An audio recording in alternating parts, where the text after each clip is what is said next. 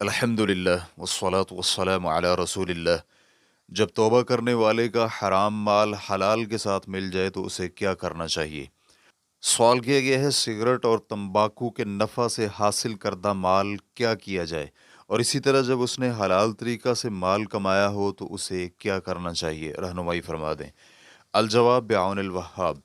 جس کسی نے بھی حرام اشیاء کی تجارت کی، مثلا موسیقی کے آلات اور حرام کیسٹیں اور سی ڈیز اور سگریٹ تمباکو وغیرہ، اور اسے ان اشیاء کے حکم کا بھی علم ہو اور پھر وہ توبہ کر لے، تو اس حرام تجارت سے حاصل ہونے والے آمدنی سے چھٹکارا پانے کے لیے اسے خیر و بھلائی کے کاموں میں صرف کر دے، نہ کہ صدقہ و خیرات میں، کیونکہ اللہ پاکیزہ ہے اور پاکیزہ اشیاء کے علاوہ کچھ پسند نہیں کرتا۔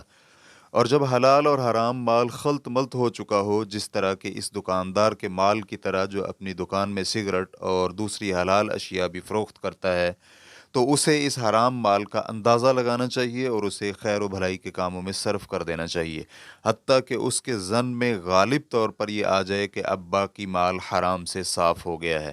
اللہ رب العزت اس کے عوض میں اسے بہتر عطا فرمائے گا، اور وہ بہت وسعت اور کرم والا ہے۔ اور عمومی طور پر یہ ہے کہ جس کسی کے پاس حرام کمائی کا مال ہو اور وہ توبہ کرنا چاہے، تو اگر تو وہ اس کمائی کرنے کے وقت کافر تھا تو اس پر توبہ کرتے وقت اس مال کو نکالنا لازم نہیں ہے، کیونکہ رسول اللہ صلی اللہ علیہ وآلہ وسلم نے صحابہ اکرام کو اسلام قبول کرنے پر ان کے پاس موجود حرام مال نکالنے کا حکم نہیں دیا تھا۔ نمبر 2، اور اگر وہ حرام کمائی کے وقت مسلمان تھا اور اسے اس کی حرمت کا علم تھا، تو پھر توبہ کے وقت اسے وہ حرام مال نکالنا ہوگا۔ واللہ تعالی اعلم۔ اسلام کیو اے ریکارڈنگز، مؤسسۃ الشیخ محمد صالح المنجد، المملکۃ العربیۃ السعودیہ، فتویٰ نمبر 26۔ والسلام علیکم ورحمۃ اللہ وبرکاتہ۔